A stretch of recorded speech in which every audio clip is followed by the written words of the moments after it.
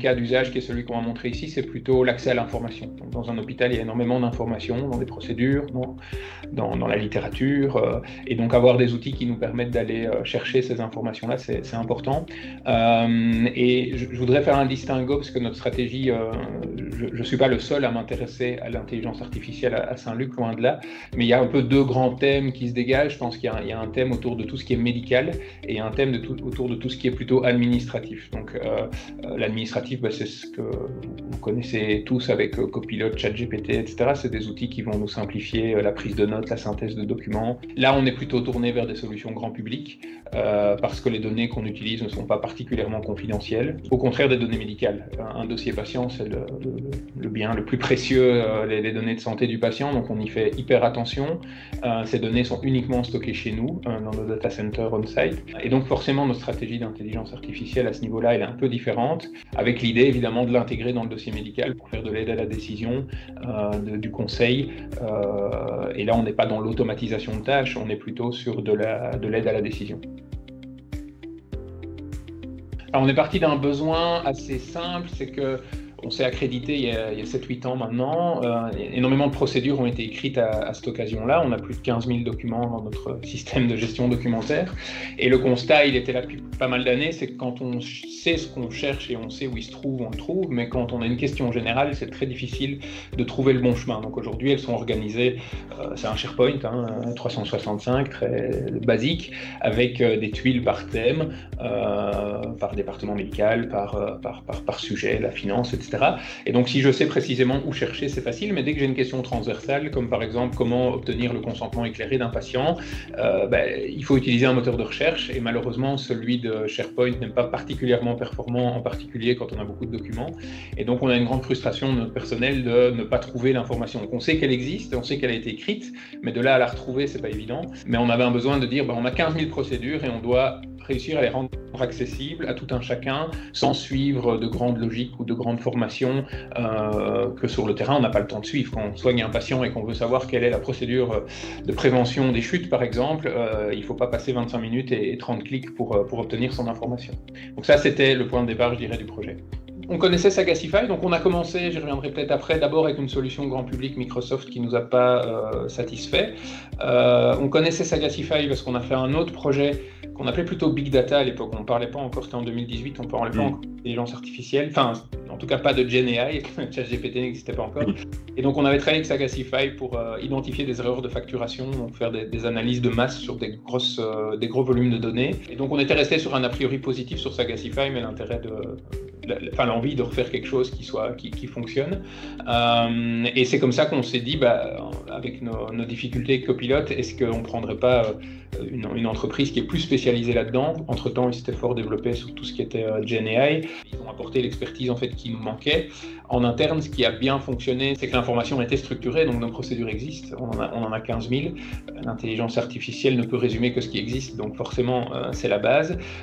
Et puis l'implication de notre département informatique et de notre directeur informatique en particulier, Pierre Collin, qui lui a facilité ces aspects techniques-là. Donc le lien entre guillemets business, même si j'aime pas trop ce terme-là dans les hôpitaux, que j'avais plutôt moi, en connaissant les besoins et les frustrations des utilisateurs, le volet purement technique du côté de Pierre Collin et l'expertise GenAI du côté Sagacify.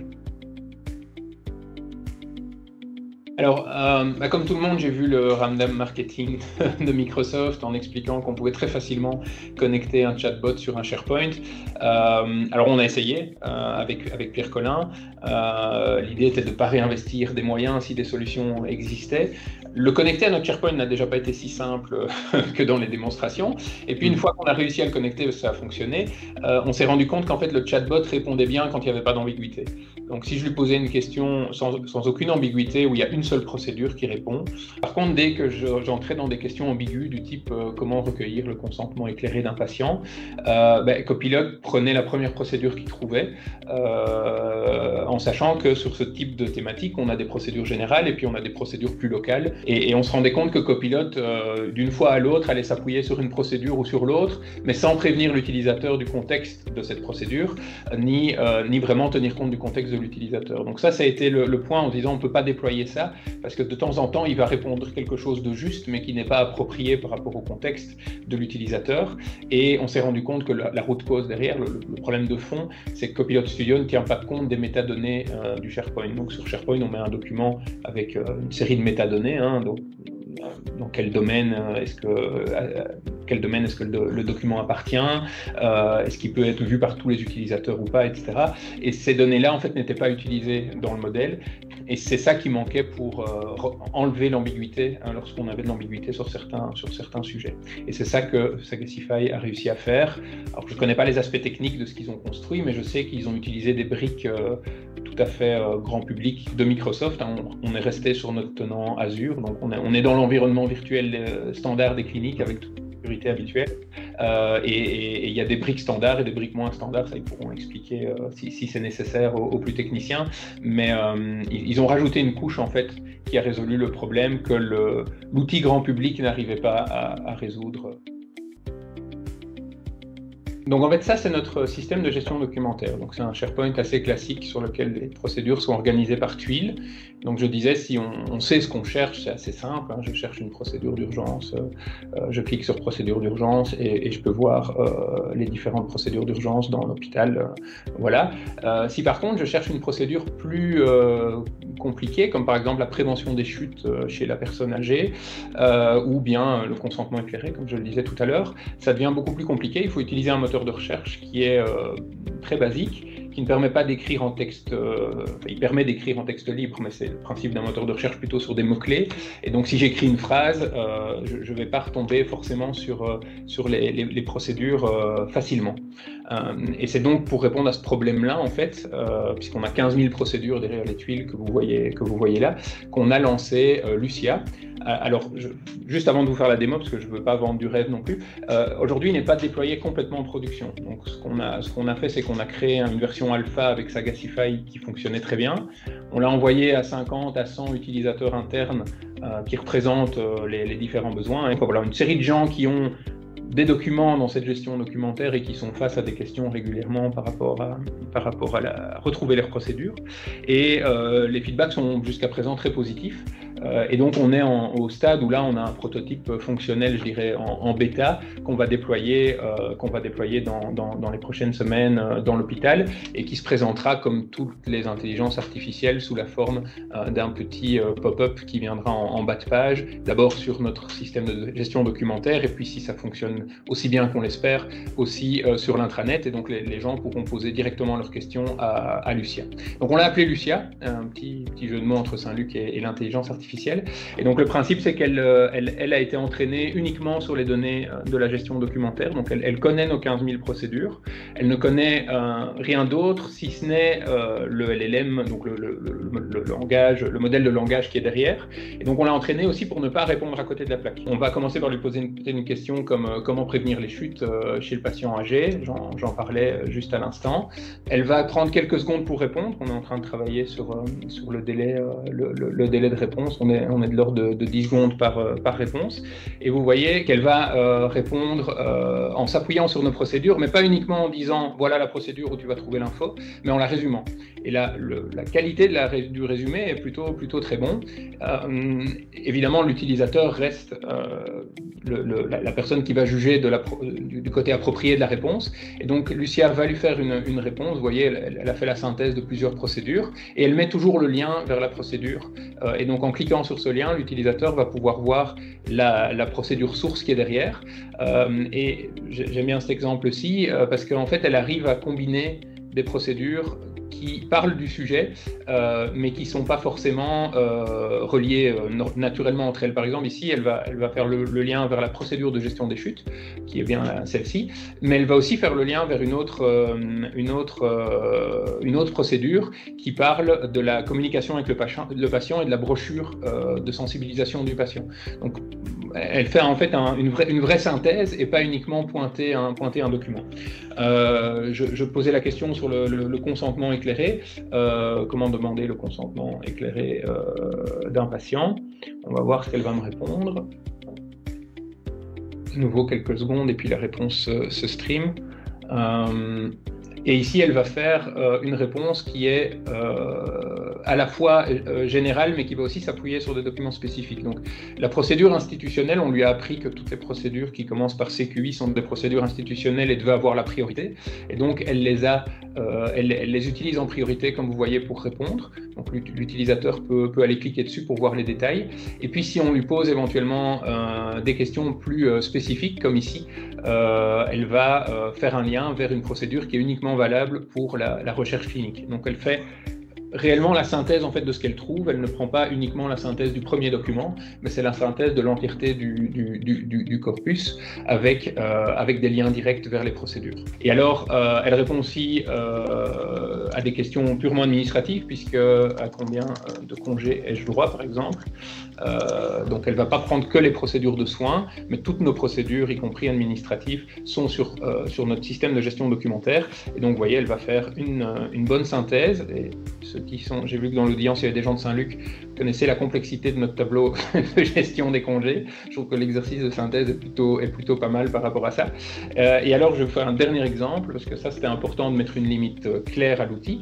Elle ne divague pas ou elle n'invente pas de réponse, et elle met des limites sur les questions qu'on lui pose. C'est-à-dire que si on lui pose une question à laquelle nos procédures ne répondent pas, elle dit qu'elle ne sait pas plutôt que d'inventer une réponse, qui est le cas malheureusement de certaines intelligences artificielles grand public qui vont vous décrire des animaux qui n'existent pas ou des types de soins qui n'existent pas, simplement en faisant la synthèse de sources diverses et variées, et le faire avec un niveau de précision qui donne l'impression que c'est juste. Et donc ça, évidemment, on voulait l'éviter. Donc ici, je lui ai posé une question. Vous voyez qu'il y a beaucoup de contenu à Saint-Luc, donc elle ne s'arrête pas. Je vais attendre qu'elle termine pour reprendre la main. Voilà, en résumé, elle a presque fini. Et je vais lui poser une question avec l'horaire du bus pour aller à Bruxelles-Ville, mettons. J'en sais rien. Hop. Et normalement, là, c'est un test grandeur nature, mais elle est censée me répondre qu'elle ne donne pas les horaires de bus. Voilà. Je ne suis pas en mesure de vous fournir les horaires de bus, mais elle l'utilise, elle va renvoyer vers... elle a quand même trouvé une procédure qui parle des horaires de bus pour venir à Saint-Luc, et elle renvoie vers le site de la STIP. Donc elle n'a pas... L'information qu'elle donne ici est juste et correcte, elle l'a probablement pris dans notre brochure d'accessibilité de l'hôpital, mais par contre elle ne va pas inventer des horaires, des lignes de bus qui n'existent pas, et on est sûr que l'information qui est donnée est la plus juste possible. La première chose, ça va être de le mettre en production. Donc, ce que vous voyez là a été finalisé il y a moins de 2 semaines. Donc, c'est un projet qui a été fait de façon assez agile. Et je crois que Sagacify a commencé à travailler dessus il y a 2 mois et demi, quelque chose comme ça. Donc, c'est pas un projet qui a pris des années. Et en fait, on utilise... on y reviendra certainement plus loin, mais c'est la valeur pour moi de Sagacify de connaître les briques à empiler, dans quel ordre, pour nous faire gagner du temps. Il s'est encore amélioré hier, donc c'est vraiment quelque chose qui est assez agile.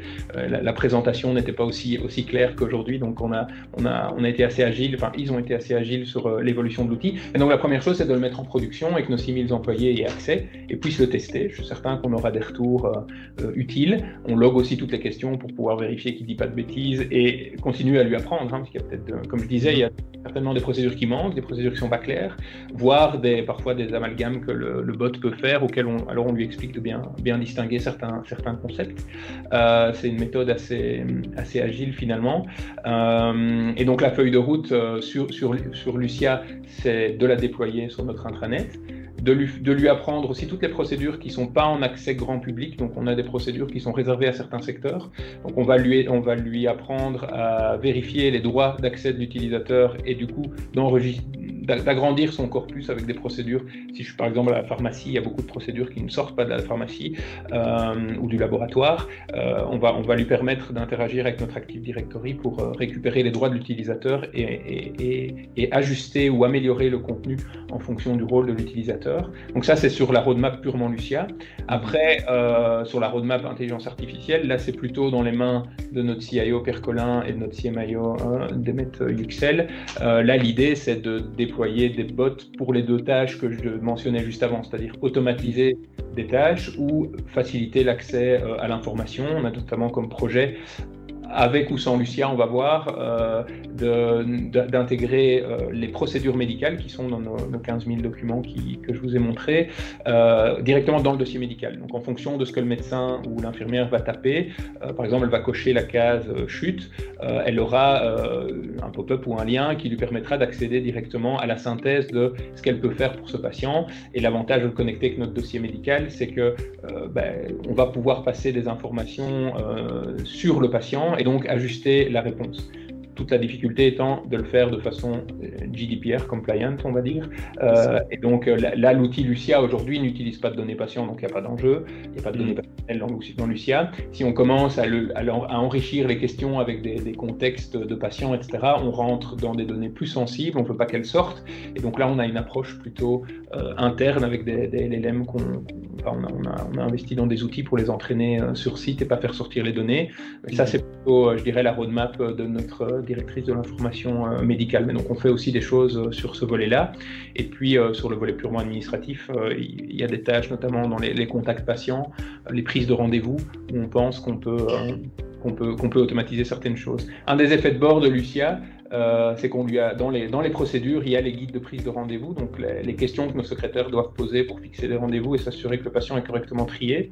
C'est des visios en PDF, et on s'est rendu compte qu'en fait elle les avait digérées, pas parfaitement, mais globalement bien digérées. Et donc, quand on lui pose une question, comment planifier, quel médecin aller voir pour telle spécialité, elle arrive à répondre avec le type de visite qu'il faut utiliser pour planifier le patient. Et donc, on s'est dit, là, il y a un nouveau cas d'usage qu'on va pouvoir développer, c'est qu'on va améliorer sa formation, on va fine-tuner sa compréhension de nos procédures, peut-être lui apprendre à lire des visios, je suis certain qu'il existe des modèles pour faire ça très bien, et ça pourrait devenir un outil pour aider nos secrétaires dans des planifications complexes à obtenir tout de suite les bonnes questions à poser aux patients. Donc des projets, on en a plein. L'enjeu, ça va être de les prioriser, s'assurer qu'on a un business case derrière. Le nerf de la guerre reste l'argent et les ressources, et de s'assurer qu'il y a un impact patient, le tout dans le respect absolu de la confidentialité des données médicales. Je l'ai dit, dès qu'on touche à des données médicales, y compris des factures patients, c'est a priori pas des solutions grand public qu'on va utiliser, parce qu'on veut un contrôle absolu sur ce qui est fait de ces données. Je pense que ce que je retiens de notre expérience, c'est que les outils grand public font déjà beaucoup de choses. J'utilise Copilot comme beaucoup de collègues très régulièrement pour des tâches basiques. Ces outils ont des limites, il faut les connaître et connaître ceux qui vont pouvoir les lever. Sagacify, il y a beaucoup d'autres entreprises qui font ça, et donc je pense qu'il faut dans les hôpitaux, on n'a pas cette expertise-là, et donc il faut qu'on s'entoure. Et puis le nerf de la guerre, c'est d'avoir des données structurées. Donc je peux vous montrer quelque chose, je pense, de convaincant sur la recherche de données, parce que nos procédures sont bien écrites, maintenues, à jour. C'est clair que si la procédure n'est pas à jour, Lucia va répondre quelque chose qui n'est pas à jour. Et donc, le nerf de la guerre reste de structurer les données. On a un pilote comme ça dans un de nos services administratifs où on voulait mettre un chatbot à destination du personnel pour aider à la prise de décision et à l'analyse de dossiers. Et puis, on se rend compte qu'en fait, les procédures ne sont pas suffisamment détaillées que pour le nourrir. Et donc, le problème n'est pas technique, il est humain, c'est de prendre les quelques mois nécessaires pour redocumenter ce qui manque et s'assurer qu'après on peut le donner à un outil comme par exemple Copilot Studio, à mon avis il fera ça bien, pour le digérer et le ressortir. Donc la qualité des données et l'existence de ces données est vraiment un élément clé. L'utilisation des outils grand public, il s'améliore toutes les semaines. Copilot faisait des choses cette semaine qu'il ne faisait pas il y a 6 mois ou il y a 1 an. Et donc, il faut rester attentif parce que je pense que c'est une bonne réponse à beaucoup d'usages. Et pour les choses plus complexes ou plus sensibles, que ce soit technologique ou en termes de protection des données, là, je pense qu'il y a des gens dans ce métier qui doivent être mobilisés.